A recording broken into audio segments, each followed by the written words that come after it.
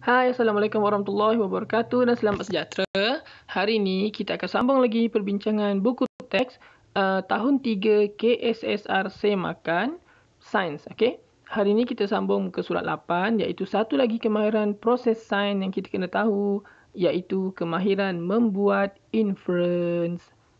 Membuat inference ni apa? Dengar selalu inference kan?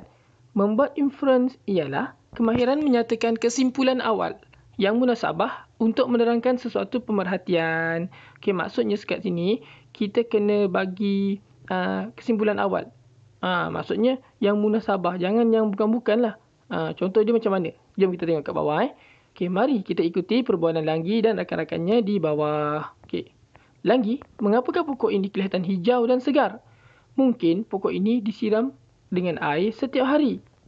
Mungkin juga pokok ini telah diberi baja yang mencukupi. Langgi kata mungkin dia disiram dengan air setiap hari. Kawan dia kata mungkin sebab dia dah bagi baja mencukupi. Jadi cikgu dia kata, bagus, kamu telah membuat inference atau kesimpulan awal terhadap pokok ini. Itulah inference. Senang kan? Maksudnya, dia tengok, pokok ni hijau lah, segar lah. Kenapa Oh, ni dia siram ni. Dia maksudnya dia agak lah kenapa yang berlaku. Macam mana pokok tu boleh membesar. Sebabnya dia kena siram setiap hari. Dia tak confirm benda tu. Tapi dia rasa benda tu betul. Contohnya, dia tengok pokok tu besar. Oh, ni mesti kena siram setiap hari ni. Nampak? Itu adalah inference. Ataupun, oh, ni mesti sebab dia tak baja cukup ni. Itulah inference. Contoh lain kan? Okay, contoh lain. Kalau contoh awak nampak ada kucing masuk rumah awak. Lepas tu kucing tu dibasah.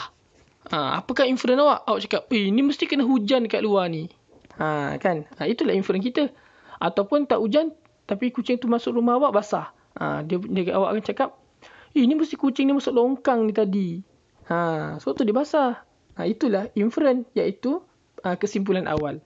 Maksudnya apa yang kita rasakan berlaku kepada benda tu sebelum tu. Okey?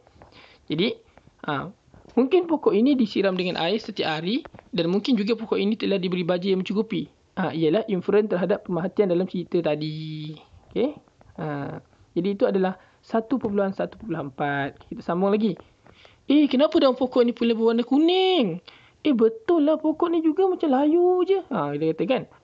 Agaknya pokok ni tak dibaja kot. Tu yang dia punya pemikiran dia, inference dia. Agaknya pokok ini tak cukup air. Tanah juga nampak kering.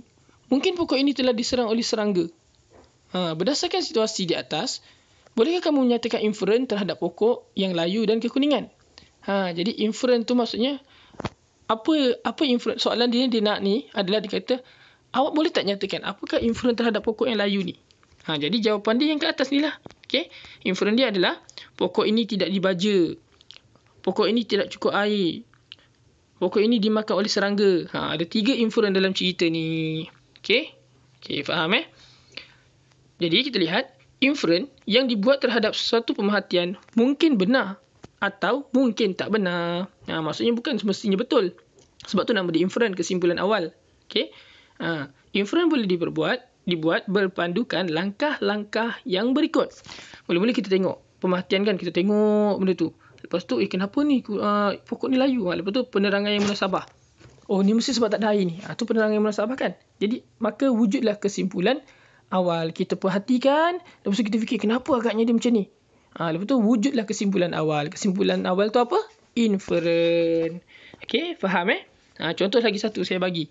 Awak pergi sekolah. Awak pergi sekolah, tiba-tiba cikgu sains awak masuk. Saya lah kan. Cikgu masuk, lepas tu tengok-tengok cikgu tu pakai kasut sebelah lain. Lepas tu awak cakap, awak gelak-gelak. Kenapa ni? Ini mesti cikgu bangun lambat ni pergi sekolah, terkelang kabut tu pasal tak pakai kasut lain-lain ni. Dia katakan, ni mesti cikgu kelang kabut pergi sekolah. Ni mesti cikgu kelang kabut. Cikgu mesti bangun lambat. Itu adalah inference yang munasabah. Tu contoh lah. Contoh saja. Faham Okey. Jadi aktiviti dia, cerita bergambar. Aktiviti ini aktiviti berpasangan. Okey. Macam mana cara aktiviti ini dimainkan? Senang saja. Kita tengok dulu alat dan bahan dia. Pen penanda, gam, kad manila, majalah, gunting. Okey. Gunting tu ada awas. Maksudnya kalau nak gunting nanti kena hati-hatilah. Okey.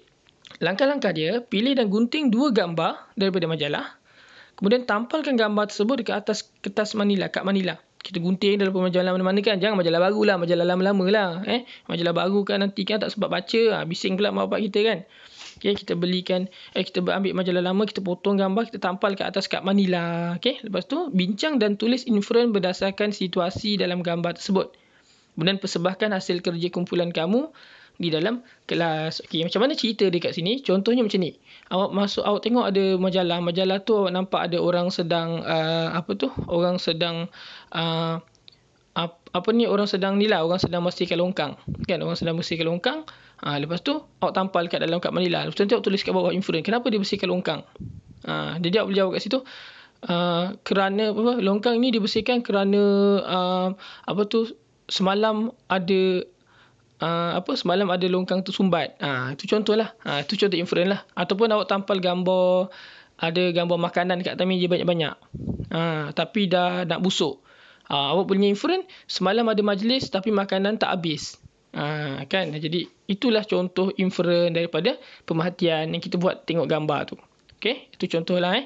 Jadi soalan kat sini dia kata, apakah perbezaan antara memerhati dengan membuat inferen? Memerhati ni kita tengok, kita nyatakan apa yang kita nampak. Betul? Kita nyatakan apa yang kita nampak, ataupun apa yang kita rasa, ataupun apa yang kita lihat. Ada 5 deria tu, rasa, sentuh, bau, dengar, kan? Dan juga tengoklah ada 5 lah. 5 deria tu semana-mana boleh. Sama ada kita lihat, kita dengar apa semua. Jadi secara kesimpulannya memerhati tu adalah kita tuliskan apa yang kita nampak. Kan? Kalau inferen adalah kenapa benda tu berlaku. Saya ulang sekali lagi contoh kucing tadi. Memerhati, kucing itu basah. Kita nampak kucing masuk rumah kita, kucing basah. Jadi pemerhatian kita, kucing itu basah. Kemudian inferen kita, kucing itu terkena hujan di luar. Nampaknya beza antara pemerhatian dengan inferen. Jadi perbezaan dia adalah memerhati adalah menyatakan apa yang kita nampak. Inferen adalah membuat kesimpulan terhadap apa yang kita nampak. Okey? Faham jadi aktiviti Rian untuk guru ni cikgu boleh dilakukan dengan kaedah PAK21 1 stay 3 stay. Maksudnya kalau nak buat aktiviti ni kat sekolah, mungkin seorang dia ada satu kumpulan dalam 4 orang contohnya. Kemudian setiap satu kumpulan tu nanti seorang akan stay, seorang akan duduk dekat kumpulan, yang 3 lagi akan pergi ke kumpulan lain.